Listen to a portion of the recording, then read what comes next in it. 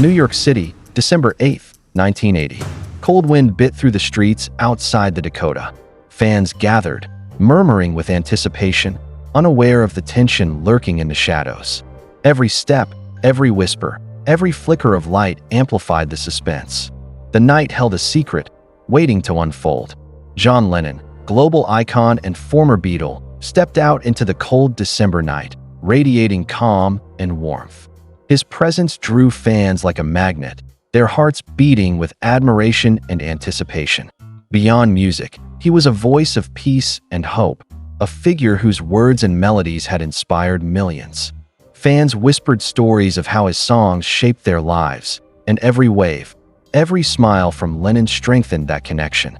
On this ordinary street, extraordinary emotions converged: joy, reverence, and an unspoken suspense. As the crowd prepared unknowingly to witness history, the Dakota loomed over the bustling streets of New York City, its Gothic architecture casting long, eerie shadows under the dim streetlights. Built decades earlier, the building had witnessed countless lives, joys, and sorrows, but tonight, it seemed to hold a tense anticipation of something dark. Fans gathered outside, their breath visible in the cold December air, cameras and autograph books in hand. Laughter and chatter filled the street, yet an undercurrent of suspense threaded through the crowd, unnoticed by those waiting eagerly for Lennon. Every rustle of a coat, every flicker of light from the street lamps, amplified the tension. The historic facade, ornate gates, and silent windows seemed to watch silently, a quiet witness to the night's unfolding events.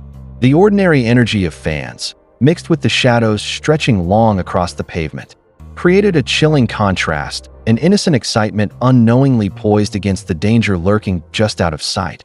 Mark David Chapman was an ordinary man with a dangerous obsession. Born in 1955, his life was marked by instability, social withdrawal, and a growing fixation on fame. Over time, admiration for John Lennon twisted into envy and delusion, consuming his thoughts and shaping his every action. Friends described him as quiet, withdrawn, and unpredictable, yet beneath this exterior simmered a dangerous intensity. He followed Lennon's routines, memorized his movements, and imagined a moment where he could insert himself into history in the most horrifying way. The fixation was no longer abstract. It had become a chilling, tangible plan. On that cold December night, Chapman lingered in the shadows outside the Dakota. Every step of the fans, every cheer, every laugh heightened his anticipation. The contrast between the crowd's innocence and Chapman's silent menace created a tension that hung thick in the air, a suspenseful prelude to the tragedy that would soon unfold. Mark David Chapman crouched in the shadows, blending with the cold December night outside the Dakota. His breath formed small clouds in the icy air, but his focus remained unshakable. Every movement on the street, the laughter of fans, the rustle of coats, the distant hum of traffic, heightened the tension, each second drawing him closer to the moment he had meticulously planned. Chapman had rehearsed this night endlessly in his mind. He knew Lennon's routines, anticipated his steps, and visualized the exact moment he would act. The ordinary excitement of the crowd was invisible to him. All he saw was a single target, a symbol of fame, and his obsession guiding him forward. The contrast between the joyful anticipation of the fans and the calculated menace lurking just a few feet away created a chilling suspense.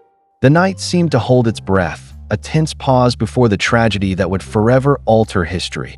Outside the Dakota, fans buzzed with excitement, huddled together in the cold December air.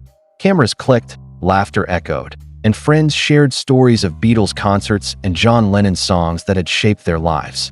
The crowd's energy was vibrant, innocent, and completely unaware of the danger creeping in the shadows. Children perched on parents' shoulders squealed in delight, while teenagers whispered plans to get autographs or a handshake. Every smile, every cheer, and every whispered conversation added warmth to the frigid night, creating a perfect picture of anticipation and joy. Yet dramatic irony hung thick in the air. While the fans celebrated, oblivious to the threat, Mark David Chapman lurked nearby, watching, waiting, and calculating. The contrast between the crowd's innocence and Chapman's quiet menace created a suspenseful tension that only the night seemed to sense.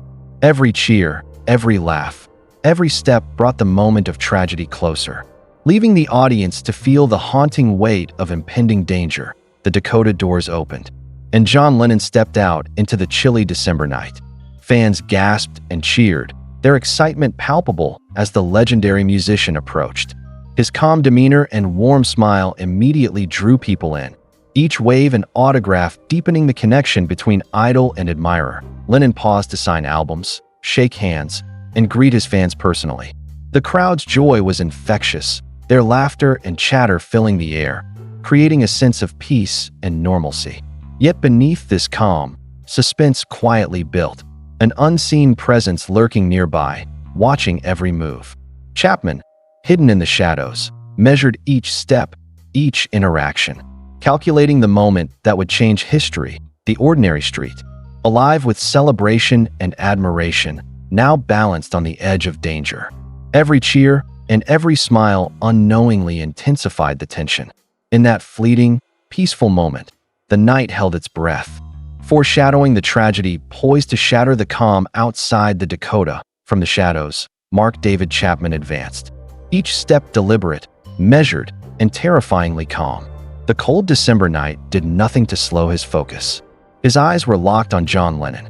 Every movement of the fans, every cheer and laughter, heightened his anticipation, fueling the tension that gripped the air. Chapman's mind was a storm of obsession and dark determination. He had visualized this night countless times, rehearsed every movement, every scenario. The weight of the concealed weapon reminded him of the grim purpose that had driven him for years. The ordinary joy of the crowd stood in stark contrast to the menace approaching them, amplifying the suspense. Streetlights flickered, shadows stretching along the pavement as if echoing his sinister intent. Every heartbeat drew him closer, every second counting down to the moment that would turn anticipation into horror. The calm of the night teetered on the edge, suspense thickening with every step Chapman took toward John Lennon. Suddenly, the night shattered. Mark David Chapman fired, the gunshots cutting through the cold December air. Screams erupted instantly as fans realized the unthinkable had happened. Panic spread like wildfire, people scattering, some tripping over each other, others frozen in shock. The joyous energy of the crowd transformed into raw terror in an instant. John Lennon stumbled, a look of disbelief crossing his face. Fans rushed toward him, hands trembling, voices shouting, trying to comprehend the horror. The chaos was overwhelming. Footsteps, shouts, and the metallic clatter of dropped items filled the street. Every heartbeat stretched, each second magnifying the suspense and fear. Chapman remained still, a chilling contrast to the frantic crowd. The shadows of the Dakota bore silent witness to the violence, the historic building now the backdrop to tragedy. In that fleeting moment, innocence was destroyed, suspense peaked, and the world's heart broke, forever marking that December night as one of shock and profound sorrow. The echoes of gunfire lingered as screams tore through the cold December night. Fans froze in horror, some stumbling, others collapsing to the pavement, unable to grasp the sudden violence. John Lennon lay there, his body trembling, life hanging by a fragile thread, while chaos enveloped the street outside the Dakota. Police arrived swiftly, pushing through the frantic crowd, guns drawn, voices commanding order. Officers and bystanders alike struggled to create space, their shouts barely audible over cries of panic and disbelief. Cameras clattered to the ground, flashes illuminating the scene in fractured bursts of light, capturing moments of terror and shock. The contrast between Lennon's vulnerability and the surrounding chaos was stark. Fans clung to one another, tears mingling with frantic prayers, as the reality of the tragedy sank in. Every sound, sirens, shouts, footsteps, amplified the suspense, creating a night frozen in fear. The ordinary street had transformed into a haunting tableau of panic, grief, and surreal disbelief. Sirens wailed through the cold streets as paramedics arrived, weaving through the panicked crowd outside the Dakota. Every second was crucial. John Lennon lay on the pavement, fragile, barely conscious, his life hanging by a thread. Paramedics worked quickly, checking vitals, applying pressure, and preparing to move him, each action a desperate fight against time. Fans and bystanders watched in tense silence, some trembling, others crying, praying that their idol would survive. The chaotic scene contrasted sharply with the precision of the emergency responders, every movement calculated, yet urgent.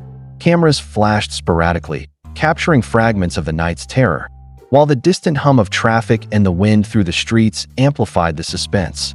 Inside the ambulance, tension tightened. Every heartbeat, every breath, was a reminder of the fragile line between life and death. The race to the hospital became a suspenseful blur of flashing lights and rushing footsteps. The night itself seemed to hold its breath, waiting to reveal if Lennon would survive. Amid the chaos outside the Dakota, Mark David Chapman stood eerily calm as police closed in. Sirens wailed, fans screamed, yet he remained composed, a chilling contrast to the panic surrounding him. Officers approached cautiously, guns drawn, their voices firm. "Hands where we can see them." Chapman obeyed, raising his hands slowly, every movement deliberate. Witnesses stared in disbelief. The man responsible for murdering John Lennon, a figure of adoration and peace, was standing mere feet away, calm, almost ordinary. Some fans dropped to their knees, unable to reconcile the horror with the normalcy of Chapman's demeanor. Cameras clicked, flashes illuminating the surreal scene. Police handcuffed him, leading him away while emergency responders continued attending to Lennon. The stark contrast between Chapman's calm and the surrounding chaos intensified the terror, leaving a chilling impression. That night exposed the fragile boundary between admiration and obsession, forcing the world to confront the unsettling reality that evil can hide behind an ordinary face. News of John Lennon's assassination spread like wildfire across the globe. Television screens broadcast breaking news, radio stations repeated the chilling reports, and newspapers rushed to print extra editions. Fans worldwide were glued to their devices, struggling to comprehend that the beloved musician was gone. In cities far from New York, people gathered spontaneously in vigils, lighting candles and singing his songs. Strangers embraced and shared grief, sharing stories of how Lennon's music and message had shaped their lives. The world mourned collectively, every tear and every whispered memory a testament to his impact. Media coverage magnified the emotional impact. Footage of the panicked crowd outside the Dakota, police securing the scene, and emergency responders rushing to save him replayed endlessly.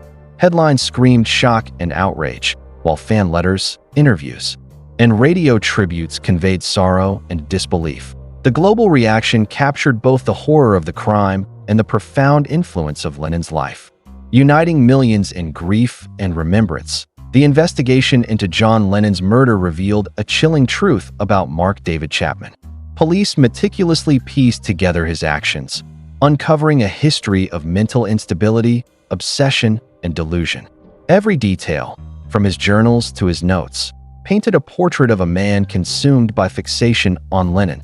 Chapman had studied Lennon's routines, memorized his movements, and waited patiently for the perfect moment. His admiration had twisted into envy and resentment, fueling a dangerous plan that would culminate in tragedy.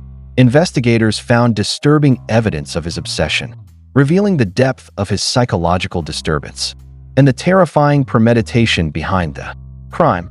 The police concluded that Chapman's motive was rooted in a mix of personal dissatisfaction and an obsession with fame, seeing Lennon as both idol and target. The findings explain the how, but offered little comfort for the why, leaving the world grappling with the unsettling reality that a revered life could be targeted by one man's dark fixation. The courtroom buzzed with tension as Mark David Chapman faced justice for John Lennon's murder. Prosecutors presented evidence meticulously: the gun, witness testimonies, timelines, and Chapman's own confessions. Every detail highlighted the chilling premeditation behind the crime, keeping the courtroom and the world at the edge of suspense. Chapman's defense centered on his mental state, detailing his obsession and delusions. Psychiatrists described his unstable mindset, creating a stark contrast between the calm killer and the emotional weight surrounding him. Every objection, cross-examination, and pause amplified the drama, drawing jurors and spectators deeper into the suspenseful legal battle. Finally, the verdict: guilty. The sentence, life imprisonment without parole, brought legal closure, but the emotional and societal impact of Lennon's death endured. The trial revealed not only the consequences of obsession, but also the painstaking efforts of justice, leaving a lasting mark on history and the hearts of millions worldwide. Fans worldwide gathered in candlelit vigils, singing his songs and sharing memories. Tribute concerts honored his life and message of peace. Though gone, John Lennon's spirit endures. Remember the legend, cherish his music, and let his message of hope, love, and unity continue to inspire generations. What if John Lennon had lived? How many songs, dreams, and moments were lost on that fateful December night?